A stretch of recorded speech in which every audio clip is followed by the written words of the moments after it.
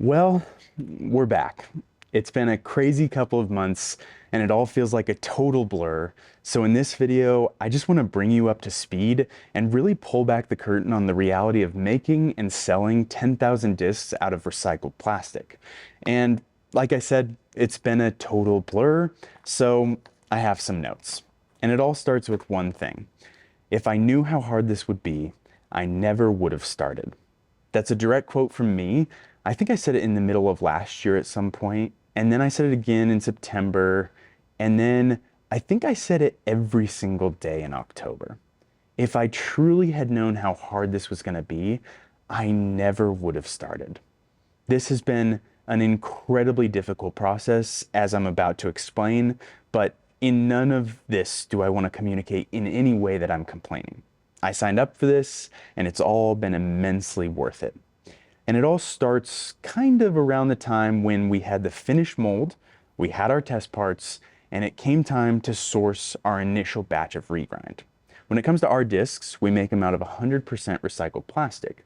And so for this first run, while many would think those would be like smaller batch quantities and more limited runs, that's definitely something we want to do in the future. But it took us 2.5 years and the demand was overwhelming. So we were expecting this first run to be somewhere around 10,000 discs. And we needed this first batch of plastic to help us get through all of that. So what should have been probably like a 1 to 2 week process of sourcing a polymer to use in injection molding turned into a much longer process and ended up delaying us somewhere in the range of like 4 to 6 weeks.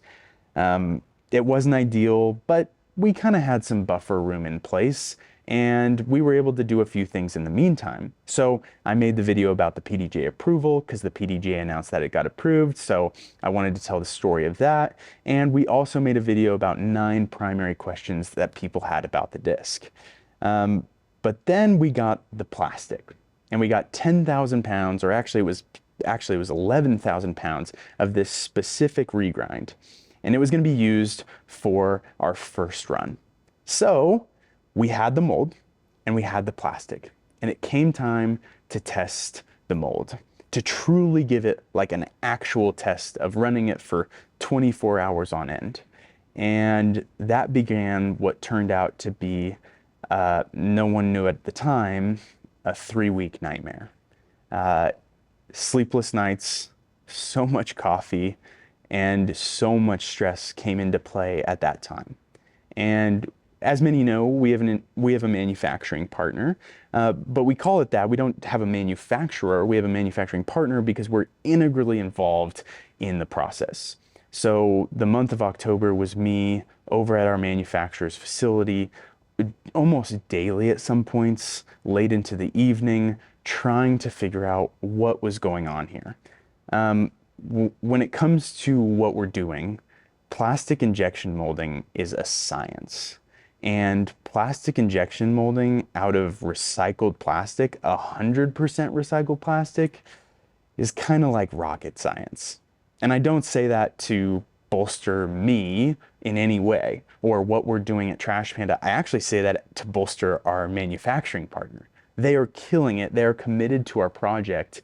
And at the end of the day, what we just accomplished would have never been possible without them. So, yeah, we learned that this rocket science was the process of learning something, fixing it, running into a new problem, learning something, fixing it, running into a new problem, fixing it, so on and so forth for 3 full weeks. In fact, we hadn't publicly announced our launch date at that point, so we actually ended up pushing it back. No one knows that because it wasn't public at the time, so we pushed it back. We gave ourselves another 3-week buffer, and over the course of that 3 weeks, we just couldn't stop running into problems. If I had known how hard this would be, I never would have started. I remember 2 moments in particular that reality came to play for me, specifically in 2 moments. We've been working on this for 2.5 years, and there's not been a single moment that I thought about quitting. But there were 2 moments in that span of time where I thought about hanging it up. It was so hard. And those 2 moments in particular We're one Friday. It was literally the week before the launch party. Our launch party was on a Friday, and it was exactly 1 week prior. I want to say I got to our manufacturer's facility at noon, and I told my wife, like, I don't know how long I'll be gone, but I should be back maybe by 5 if I hit traffic, maybe a little later. I ended up leaving around 9 p.m. And we had run into so many different problems. It wasn't working. We're 1 week prior to our launch, where we're anticipating selling 10,000 discs, and it's not working at all. And that was a pretty rough night until 7 p.m. Something clicked. We figured something out, and it started running smoothly. And all of a sudden, over the course of 2 hours, it was running perfectly, and things were looking up. But that didn't really last for too long, because when we came back on Monday, we ran into problems again. And all of that went down the drain. What we'd solved on Friday, all of a sudden it's all new problems. And it's the Monday before not only our launch party that's going to be on a Friday, but 1 week from that day is our global launch, our global release of this disc that we can't make. We kept running into problems, and we couldn't figure out, we just couldn't get all the way up. If I really allow myself to pause, it's not a moment I like to go back to. And especially that Wednesday. Well, every day that week. We're supposed to launch a disc on Friday with our Denver community. The local community that we think is going to be there is going to be like 300 people. We're really excited. And I can't even be excited because we can't make these discs. Something is going wrong, and it continues to go wrong. At the end of the day, when I said recycled plastic and injection molding is like a rocket science, it's because when you're feeding material in, what you're looking for is consistency. And that is not something you get in recycled plastic. You can try to get consistency, but ultimately there's always variation from every single shot. And that one Wednesday, I think I got there at 7 a.m. and it wasn't looking up. The night before, someone had been there working on it till 1 a.m. We were around the clock on this thing. Everyone was committed to making it happen. And I think I got there at 7 a.m. and I remember taking a photo when I realized that it wasn't going to work. I had this moment where I was like, we're going to have to call it, because we're 2 days away from our launch party. We're 5 literal days away from our launch globally. And we're going to have to call it. We're going to have to pull the string. So I decided in that moment, after taking a photo, to say, okay, 5 p.m. By 5 p.m. today, if it hasn't worked, we're going to have to call it off.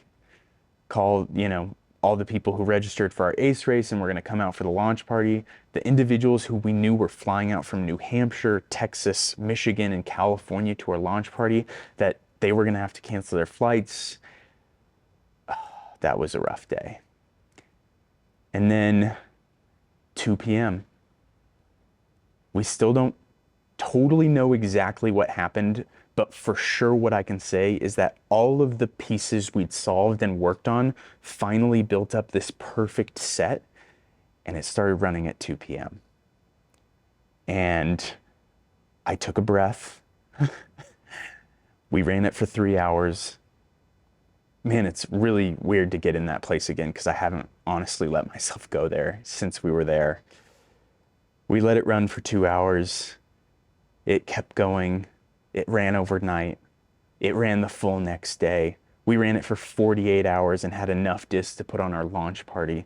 And we kept running it. And somehow we were able to put on our launch party and also launch the disc the following Monday. People say, like, just in the nick of time, or by the skin of our teeth, or all the different sayings. This felt like after all of that. This felt like we were past those moments. I can't even articulate the stress and whatnot. And ultimately, again, I don't want to complain. This is what we signed up for. This is what I want. This is where I want to go. But at the end of the day, it was very, very hard. Among all those things at the exact same time. That was a Wednesday, the Tuesday, the day before we had just gotten into our warehouse. We were setting up the space. We had the launch party on the 4th. We had the launch the following Monday. And somehow everything started to work. Yeah. Back to my notes because it was a blur. We kept the date. We kept going. The launch party that we thought would have 300 people ended up having 450 people. On November 7th, we were actually able to launch the discs. Within the first minute, we knew we were onto something because 500 orders came in a 60-second span of time. Shopify had to create a virtual line to deal with the amount of people who were coming through. And over the course of the following 4 weeks, a team of people rallied here to help us make this dream possible. Over 5,000 orders were shipped out. Our goal of 10,000 discs was met. And of course, we continued running into problems in the manufacturing process because when we dropped the discs on that Monday, we didn't have 10,000. And so we were making them as we went. It was literally off the press into a box, off the press into the box. That's a little bit of an exaggeration because we wanted to cool them properly and make sure they didn't warp, but at the end of the day, it was very, very fast. And in all of that, I just remember thinking, like, why didn't I quit? What was that reason? Because I really thought about it. I thought about hanging it up. I mean, I thought I got far enough. We did something really cool with what we created and we could hang it up, but I didn't quit. And I tried to think of why, and I remember there were 3 things that stuck out in particular. The first was our community, you. The fact that you've all been rallying around us, showing support for so long. I remember having 100 subscribers on YouTube and people were like, dude, we are in on this. We're supporting you all the way. I remember like posting one video and I think there was a problem we ran into. Maybe it was when the injection machine that I built in the garage broke and people were like, dude, we're behind you all the way. Let us know what you need. And I'm like, I don't know you. I've literally never met you before. And you're showing me so much support in this. So the first reason I didn't give up was you, because you've all made this dream possible and we can't stop now.